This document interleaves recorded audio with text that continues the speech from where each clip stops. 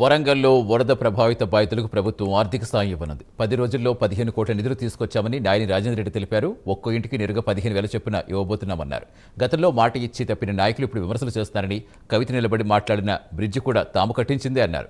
కాస్త వెనుక ముందు అయినా వీళ్ళంతా జైలుకు వెళ్ళక తప్పదన్నారు రాజేంద్ర రెడ్డి.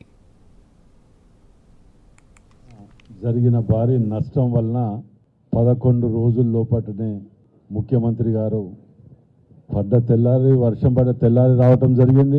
వచ్చిన తర్వాత 11 రోజులలోనే సుమారు 12.8 క్రోర్స్ని రిలీజ్ చేయటం జరిగింది.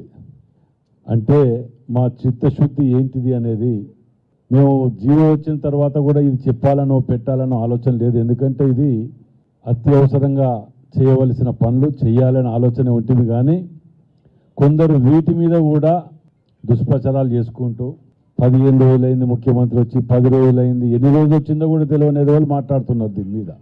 గతంలో వాళ్ళ తీరుగా అదే నైమ్నగర్ బ్రిడ్జ్ మీద కేటీఆర్ చూస్తానికి వచ్చి 10,000 ఇస్తా నేను నష్టపోయిన కుటుంబాలకని చెప్పి మాట్లాడిన సందర్భం మనం చూసినాం. మన పత్రికలలో టీవీ ఛానళ్ళనే చూసినాం. మనం దొంగ తీరుగా పారిపోయినరు, పత్తా లేరిటు. ఇక ఇంకో ఆయన ఉంటాడు, ఆ పెద్ద మనిషి, కారు పోతే కారు, సైకిల్ పోతే సైకిల్ అంటాడు. కాబట్టి చీపురు పుల్ల పోతే కూడా తెచ్చేయలే వీళ్ళు. 15 రోజుల లోపట 12 కోట్ల చిల్లర పట్టుకొచ్చి ఇచ్చిన కమిట్మెంట్ మాది. ఇవాళ 3 గంటలకు వెళ్ళి వీళ్ళ అకౌంట్లల్లో డైరెక్ట్ వేసే విధంగా, గతంలో వీళ్ళు సుమారు ఎప్పుడైనా స్కీమ్లలో తెచ్చినా ఓ 10 రాసి 90 తినేది అలవాటు పడ్డ పానాలు కదా.